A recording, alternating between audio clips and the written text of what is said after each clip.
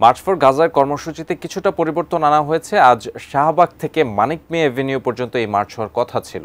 নতুন সিদ্ধান্ত অনুযায়ী বেলা ৩টায় সোহরাওয়ার্দী উদ্যানেও জমায়েত করা হবে। মানিক মিয়া এভিনিউ অভিমুখে যাত্রা করা হচ্ছে না। ঢাকায় বিনিয়োগ সম্মেলনে আসা অতিথিদের চলাচল ও ভর্তি পরীক্ষার জন্য এই সমাবেশের পরিবর্তন করা হয়েছে। রাজধানীর ইঞ্জিনিয়ার্স ইনস্টিটিউশনের সামনে থেকে রোড ফর গাজার খবর জানাচ্ছেন আমাদের সহকর্মী সোহাগ বিশ্বাস।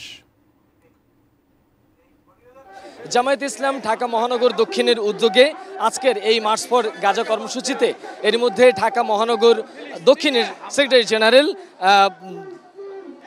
মাসুদের নেতৃত্বে একটি মিছিল এখানে জড়ো হয়েছেন এবং সেখানে জড়ো হয়েছেন বিভিন্ন জামায়াতের বিভিন্ন ইউনিটের নেতারা। আমরা যদি একটু আপনাদেরকে দেখাবার চেষ্টা করি যে আজকের যে মার্চ ফর গাজা কর্মসূচি, সেই মার্চ ফর গাজা কর্মসূচিতে বিভিন্ন শ্রেণী পেশার মানুষের সাথে কিন্তু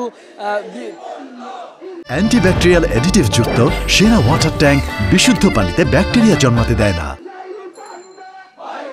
আমরা একটু আপনাদেরকে দেখাবার চেষ্টা করছি। অশোক, এবারে মার্চ ফর গাজা কর্মসূচিতে কিন্তু আমরা দেখেছি যে বাংলাদেশের সবথেকে বড় গণজামায়াতের আয়োজন করতে যাচ্ছেন তারা, এবং এই গণজামায়াতে অংশ নিচ্ছেন দেশের বিভিন্ন আলেম ওলামারা। আজকে এবারের এই মার্চ ফর গাজা কর্মসূচিতে অংশ নিচ্ছেন। বিশেষ করে এই সলিডারিটি মুভমেন্ট বাংলাদেশের ব্যানারে যে কর্মসূচি পালিত হচ্ছে, সেই কর্মসূচির ব্যানারে আমরা বিভিন্নভাবে দেখেছি যে মাওলানা মিজানুর রহমান আজহারি, শাইখ আহমদুল্লাহ, দেশের জনপ্রিয় ক্রিকেটাররা, আলেম ওলামারা সহ বিভিন্ন রাজনৈতিক দলের নেতারাও কিন্তু এরই মধ্যে সংহতি জানিয়েছেন। বাংলাদেশে এর আগে সব ধরনের, অর্থাৎ সব রাজনৈতিক দল, ধর্ম, বর্ণ নির্বিশেষে সকলে এক কাতারে এসে এরকম একটি সমাবেশ করেছে, সেরকম উদাহরণ খুব একটা দেখা যায়নি।